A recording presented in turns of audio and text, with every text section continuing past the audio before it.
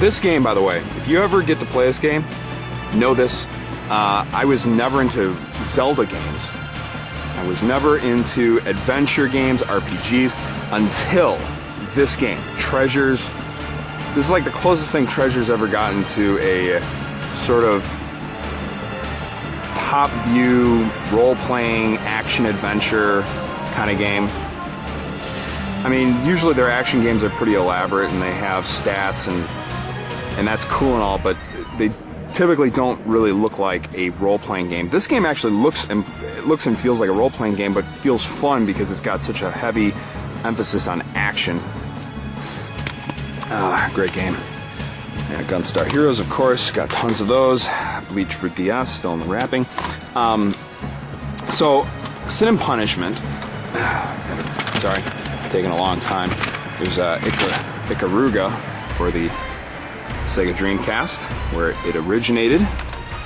Everybody know that. And yes, the Dreamcast one is the one that you're playing on all the other systems. Xbox Live Arcade and the GameCube. Those versions are identical to the Dreamcast. Here's Bangai-O for the N64, where it originated. This game is just awesome. I mean, yeah, the visuals aren't nearly as good, and the music's not nearly as good, and good is really a relative term. But look at the characterization. Whoops! Look at the. I'm dropping my treasure here, right? And treating it like it's like butter in my, slipping through my fingers. You look at that characterization,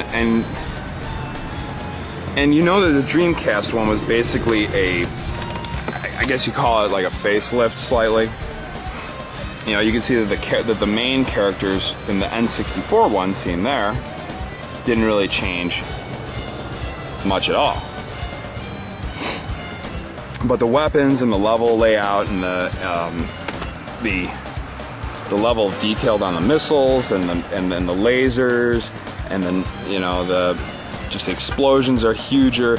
It's just a bigger, grander version, and I do favor the Dreamcast one over the N64 one. But it's just so cool to be able to play Bangai-O. The fact that it is a game that can be traced back to cartridge roots just kind of adds like a little bit of extra nostalgia and quirkiness to this title. Love the doctor's face there. What a goofball. So, boy, do I get off track or what? Oh, here's I'll get back to the 3DS. There's so much stuff to show here. Here we have Radiant Silvergun, the one that I played for Sega Saturn. I remember playing this game and I thought, boy, man, this looks like Xbox graphics. The first Xbox. Ooh, man, look how the characters animate and everything, man. So many bullets and so much animation. Oh man, this is like better than an Xbox game. And it's funny that eventually this got released for the Xbox 360 Live Arcade. But now it's got glow effects on it. That's basically the same thing. It's got a slight facelift, but I don't know if I really care for the whole blurry glow effect look, honestly. I don't know. It's okay. This one's always been kind of a question of mine. I looked it up.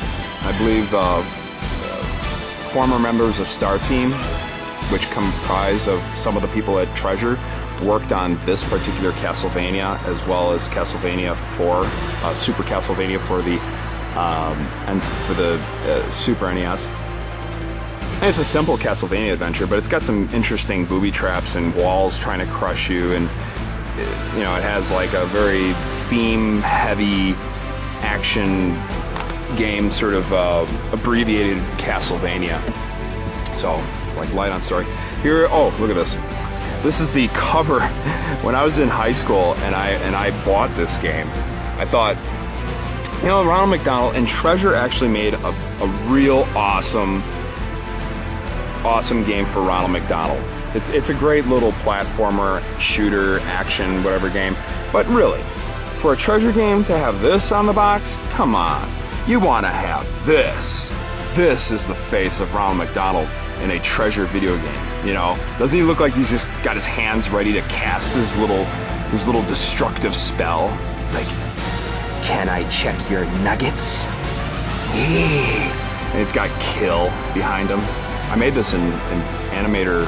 I made the art in Animator Pro and printed it in DOS. This was before Windows 95 was invented, ladies and gentlemen. This is before operating systems on the PC had a Windows interface. Oh wait, no, I'm sorry. No, that's right. Yeah, I was in high school. I think Windows 3.1 was out at that time. Anyway, here's a Sega Saturn Silhouette Mirage. Look at this little guy here. It's like, hello, I'm the destroyer of the world. Yeah, that's the main nemesis that you're sent to destroy, who is neither Silhouette or Mirage. She is neutral and very dangerous. Awesome game. I like, even though the Sega Saturn is missing a boss fight and I think like a little mini level or something, it's still the better version over the PlayStation 1. Sorry. Because in this version, your magic doesn't get depleted when you don't have full life. And I like that. You can be down to 0 life almost and have a little bit of magic left, and you'll never run out of magic. I always thought running out of your firepower in your weapons in the PlayStation version was one of the worst changes. It made the game was already hard enough as it is. Like, we'd really need to take away our weaponry to add fun to the game. Come on.